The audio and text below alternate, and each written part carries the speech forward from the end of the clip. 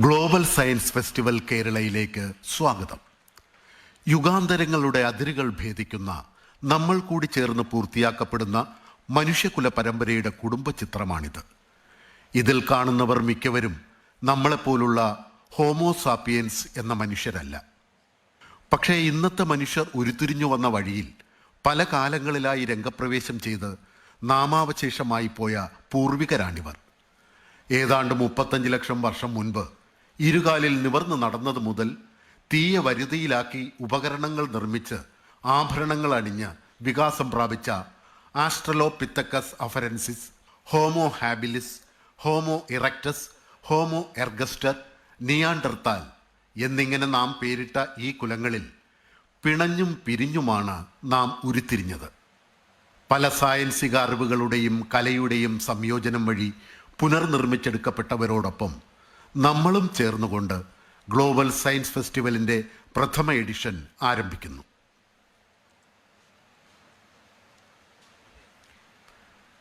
ഉദ്ഘാടന പ്രഭാഷണത്തിനായി ബഹുമാനപ്പെട്ട മുഖ്യമന്ത്രിയെ ആദരപൂർവ്വം ക്ഷണിക്കുന്നു.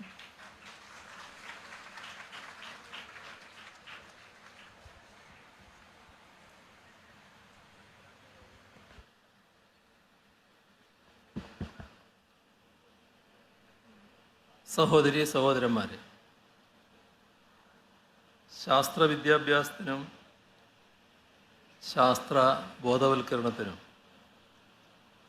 യുക്തിസഹമായ ആശയവിനിമയത്തിനുമുള്ള ഒരു അന്താരാഷ്ട്ര ഉത്സവമാണ് ഈ global science festival. Global science ഫെസ്റ്റിവലിൽ പങ്കെടുക്കാനെത്തിയ എല്ലാവരെയും ഹാർദമായി അഭിവാദ്യം ചെയ്യട്ടെ. We will be having globally acclaimed scientists, including Nobel laureates, participating in this science festival. At the outset, on behalf of the Government of Kerala and people of Kerala, I extend a warm welcome to all our distinguished guests. കേരളത്തിൻ്റെ ശാസ്ത്ര സാങ്കേതിക വകുപ്പിന് കീഴിലുള്ള ശാസ്ത്ര സാങ്കേതിക പരിസ്ഥിതി കൗൺസിലും museum arts സയൻസും ചേർന്നാണ് ഈ ഗ്ലോബൽ സയൻസ് ഫെസ്റ്റിവൽ സംഘടിപ്പിക്കുന്നത്. കേരളം 36ാം ശാസ്ത്ര കോൺഗ്രസ്സിനായി തയ്യാറെടുക്കുന്ന ഘട്ടത്തിലാണ് ഈ ഗ്ലോബൽ സയൻസ് ഫെസ്റ്റിവൽ സംഘടിപ്പിക്കപ്പെടുന്നത്. എന്നാൽ ഇവിടെ നേരത്തെ ബഹുമാനായ അധ്യക്ഷൻ സൂചിപ്പിച്ചതുപോലെ ഇന്ത്യയിലെ ഏറ്റവും വലിയ ശാസ്ത്ര ബോധവൽക്കരണ പരിപാടിയായ ഇന്ത്യൻ ശാസ്ത്ര കോൺഗ്രസ് ഈ വർഷം നടന്നിട്ടില്ല, നടക്കുമോ എന്ന് അറിയുകയുമില്ല. അതിന് അനുവാദം കിട്ടിയിട്ടില്ല എന്നാണ് അറിയുന്നത്. ഇത്തരമൊരു പൊതു ദേശീയ സാഹചര്യത്തിലാണ് ശാസ്ത്ര പ്രചാരണത്തിനും ശാസ്ത്രാവബോധം വളർത്തുന്നതിനുമായി കേരളം ഏറ്റെടുക്കുന്ന ഇത്തരം മുൻകൈകൾ ഏറ്റവും കൂടുതൽ പ്രസക്തമാവുന്നത്. ഏഷ്യയിലെ തന്നെ ആദ്യത്തേതും ഏറ്റവും വലുതുമായ ശാസ്ത്ര പ്രദർശനമാണിത്. കേരളമാണ് ഇതിന് ആതിഥ്യം വഹിക്കുന്നത് എന്നത് അഭിമാനകരമാണ്. ശാസ്ത്രാവബോധവും വിമർശനാത്മക ഗവേഷണവും യുക്തിചിന്തയുമെല്ലാം സമൂഹത്തിലാകെ വളർത്തേണ്ടതും പ്രചരിപ്പിക്കേണ്ടതും അനിവാര്യമായി തീർന്നിരിക്കുന്ന ഒരു സവിശേഷ ഘട്ടത്തിലൂടെയാണ് നാം കടന്നുപോയിക്കൊണ്ടിരിക്കുന്നത്. നമ്മുടെ രാജ്യത്ത് മതേതര മൂല്യങ്ങൾ ആക്രമിക്കപ്പെടുന്നു. സമൂഹത്തിൽ വിഭാഗീയത സൃഷ്ടിക്കാനുള്ള ഗൂഢശ്രമങ്ങൾ നടക്കുന്നു. മതത്തിൻ്റെയും ജാതിയുടെയും സമുദായത്തിൻ്റെയും പ്രദേശത്തിൻ്റെയും ഭാഷയുടെയും സംസ്കാരത്തിൻ്റെയുമൊക്കെ പേരിൽ നമ്മുടെ ഒരുമയെ, ഐക്യത്തെ തകർക്കാനുള്ള ശ്രമങ്ങൾ നടക്കുന്നു. ഇത്തരം നീക്കങ്ങൾ ശാസ്ത്രീയതയെയും ശാസ്ത്രചിന്തയെയും പിറകോട്ടടിപ്പിക്കാനാണ് ഉപകരിക്കുക. അതുകൊണ്ട് തന്നെ അത്തരം ബോധപൂർവമായ ശ്രമങ്ങളെ മുളയിലെ തന്നെ നുള്ളിക്കളയേണ്ടതുണ്ട്. ശാസ്ത്രബോധമുള്ള, ശാസ്ത്രീയതയിൽ അധിഷ്ഠിതമായി കാര്യങ്ങൾ കൈകാര്യം ചെയ്യുന്ന ഒരു സമൂഹത്തെ തെറ്റിദ്ധരിപ്പിച്ച് രാഷ്ട്രീയ നേട്ടമുണ്ടാക്കാൻ സ്ഥാപിത താൽപ്പര്യക്കാർക്ക് പ്രയാസമാണ്. അതുകൊണ്ടാണ് ചില അധികാര കേന്ദ്രങ്ങൾ ശാസ്ത്രം സമൂഹത്തിൽ വേരോടാതിരിക്കാൻ ആകാവുന്നതെല്ലാം ചെയ്യുന്നത്. ഭേദചിന്താഗതികളും വെറുപ്പിൻ്റെ ആശയങ്ങളും അന്ധവിശ്വാസങ്ങളും ദുരാചാരങ്ങളും പ്രചരിപ്പിച്ച് ജനങ്ങളിൽ അരക്ഷിതാവസ്ഥ സൃഷ്ടിക്കാൻ ശ്രമിക്കുന്നത്. എന്നാൽ ഇത്തരത്തിലുള്ള ശ്രമങ്ങൾ കേരളത്തിൽ വിജയിക്കാത്തത് നാം പണ്ടേ തന്നെ ശാസ്ത്രബോധത്തിൽ പ്രത്യേക നിഷ്കർഷ വെച്ചതുകൊണ്ടാണ്. സഹോദരൻ അയ്യപ്പൻ്റെ കാലത്ത് തന്നെ സയൻസിൻ്റെ പ്രാധാന്യം കവിതയിലൂടെ വരെ ജനങ്ങളെ പഠിപ്പിച്ച ചരിത്രമാണ് നമുക്കുള്ളത്. ദൈവദശകത്തിനൊപ്പം സയൻസ് ദശകവും ഉണ്ടായ നാടാണിത്. ഒരു സമൂഹം എന്ന നിലയിൽ നാം ഒറ്റക്കെട്ടായി നിന്ന് ശാസ്ത്രവിരുദ്ധതയെ പരാജയപ്പെടുത്തുന്നുണ്ട്. ഇത് അവയ്ക്ക് പിന്നിലുള്ളവരെ അസ്വസ്ഥതപ്പെടുത്തുന്നുമുണ്ട്. വിദ്വേഷത്തിന് രാഷ്ട്രീയം ഇവിടെ വേരോടാത്തത് ഈ ശാസ്ത്ര അടിത്തറ ഇവിടെ ഉള്ളതുകൊണ്ടുമാണ്. അന്ധവിശ്വാസങ്ങൾക്കും അനാചാരങ്ങൾക്കുമെതിരായ അവബോധം വളർത്തുന്നതിന് പകരം അധികൃത തലങ്ങളിൽ പോലും ശാസ്ത്രവിരുദ്ധമായ കാര്യങ്ങളാണ് ചിലർ പ്രചരിപ്പിക്കുന്നത്.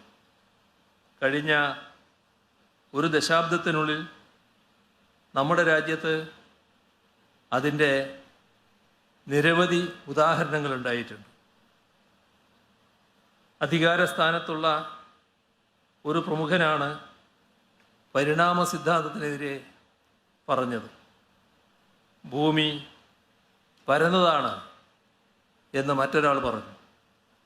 പണ്ടേ ഇവിടെ പ്ലാസ്റ്റിക് സർജറി ഉണ്ടായിരുന്നുവെന്നും ഓക്സിജൻ ശ്വസിക്കുകയും പുറത്തുവിടുകയും ചെയ്യുന്ന മൃഗമാണ് പശുവെന്നും ഒക്കെ ചിലർ പറയുകയുണ്ടായി. ഇങ്ങനെ ശാസ്ത്രവിരുദ്ധമായ എന്തെല്ലാം അവകാശവാദങ്ങളാണ് ഉത്തരവാദപ്പെട്ടവർ തന്നെ ഉയർത്തിയത്.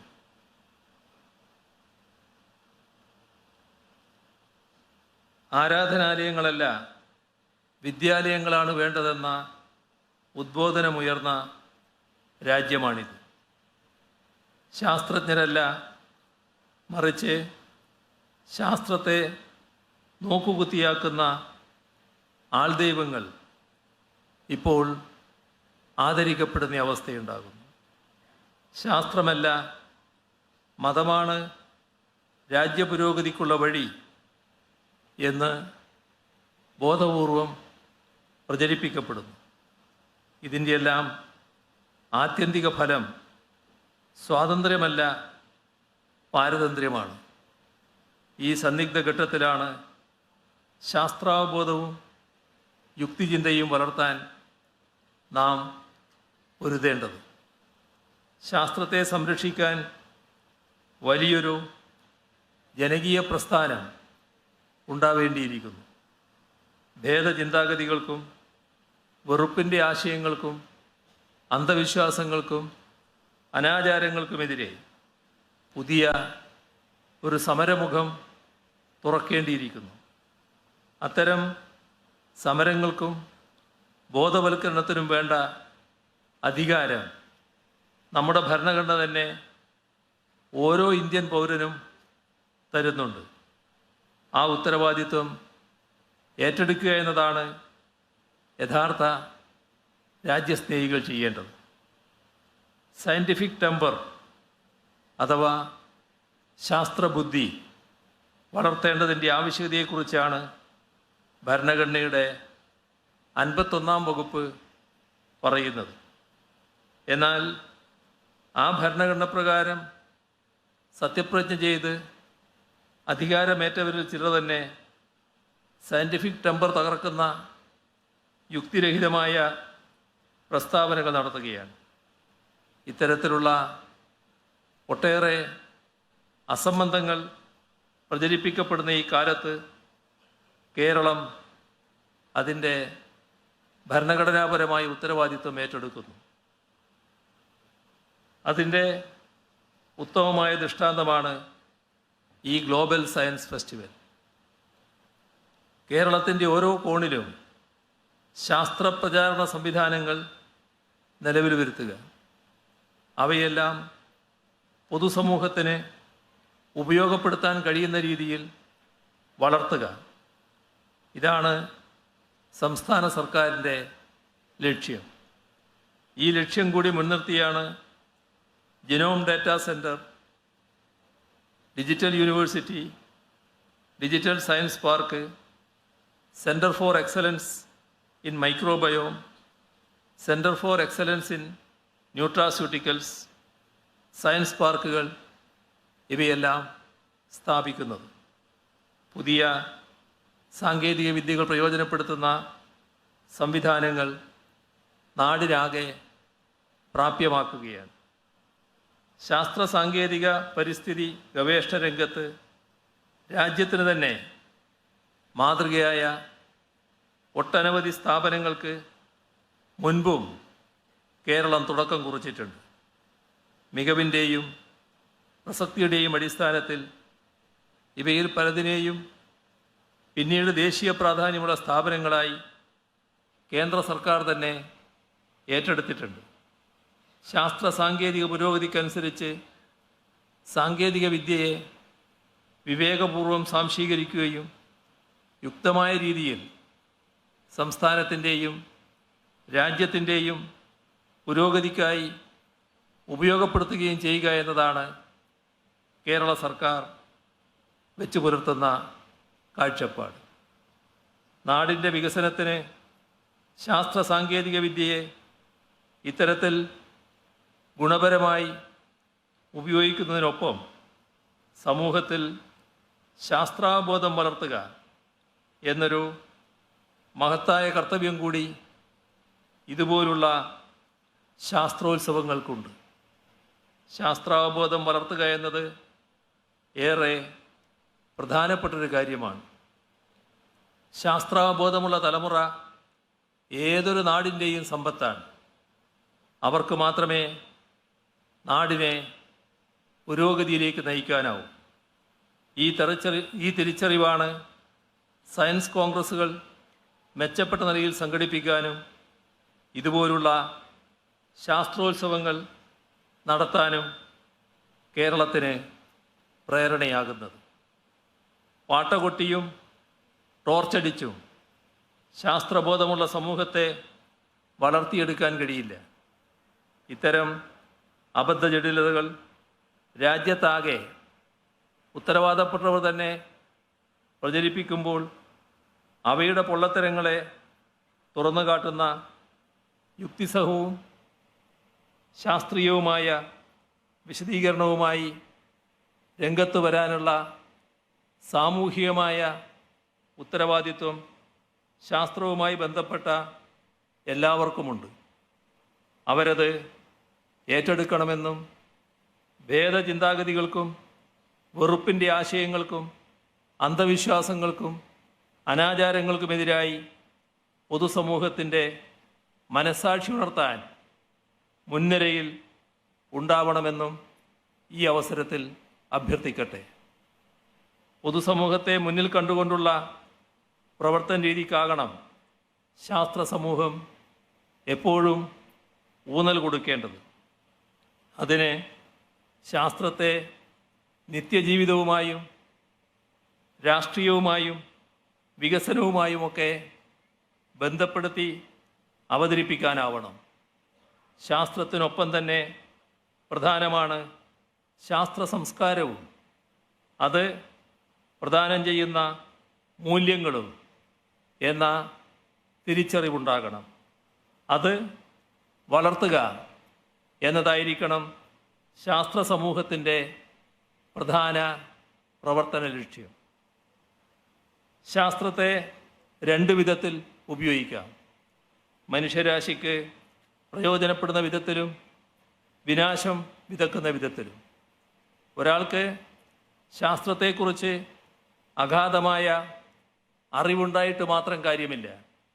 അയാൾ അതിനെ എപ്രകാരം സമൂഹ നന്മക്കായി പ്രയോജനപ്പെടുത്തുന്നു എന്നതും സമൂഹത്തിൽ ഉയർന്നു വരുന്ന പ്രതിലോമ ചിന്തകളെ എപ്രകാരം ശാസ്ത്രീയമായി നേരിടുന്നു എന്നതും ഏറെ പ്രധാനമാണ്.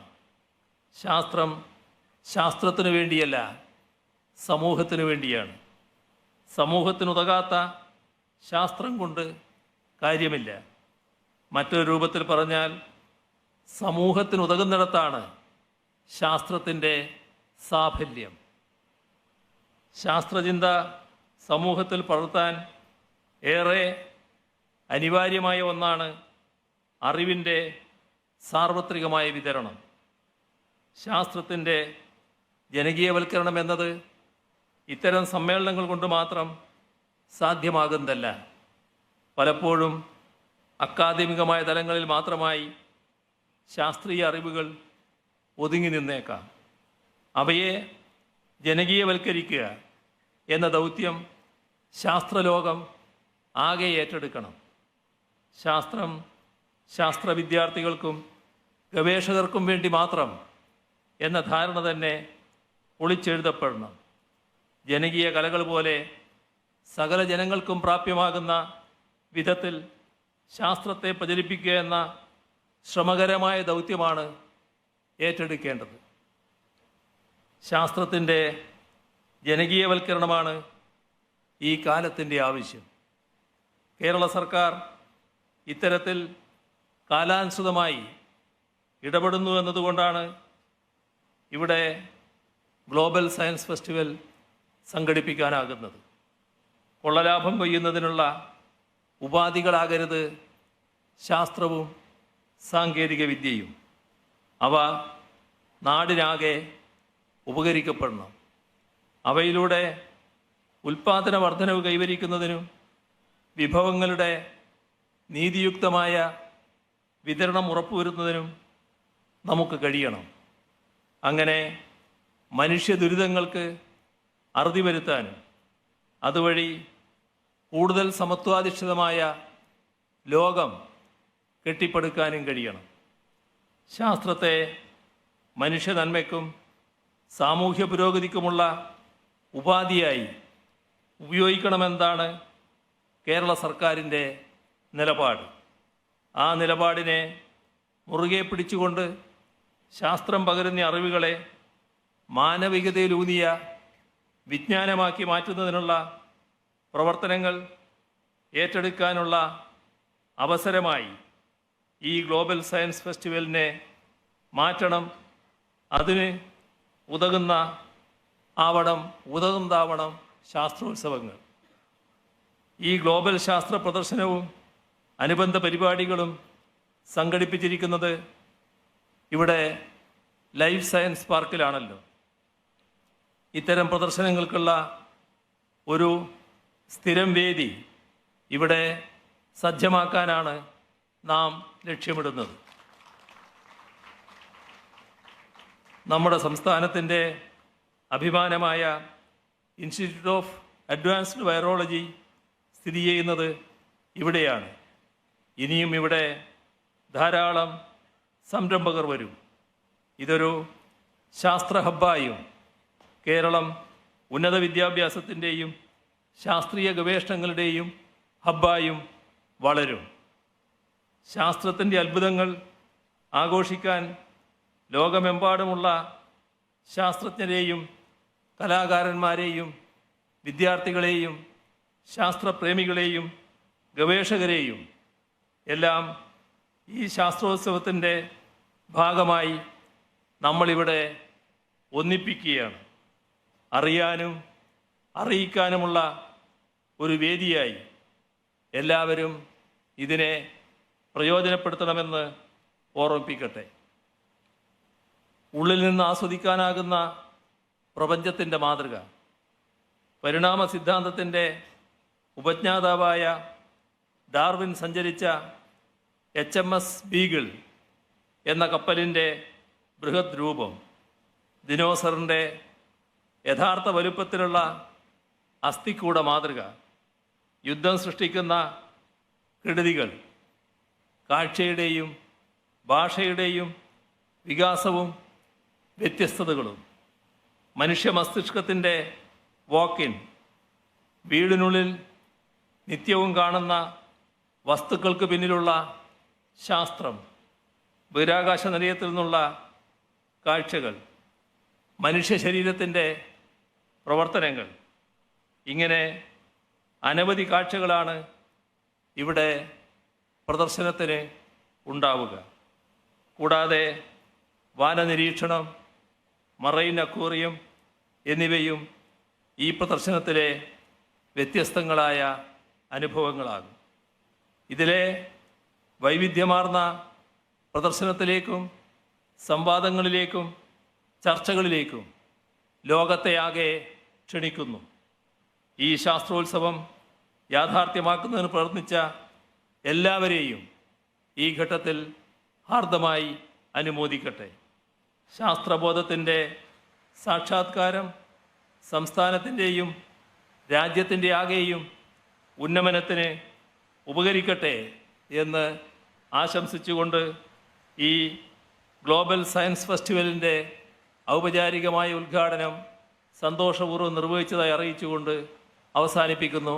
നിങ്ങൾക്കെൻ്റെ സ്നേഹാഭിവാദനങ്ങൾ. ആ വാക്കുകൾക്ക് വളരെയധികം നന്ദി സർ.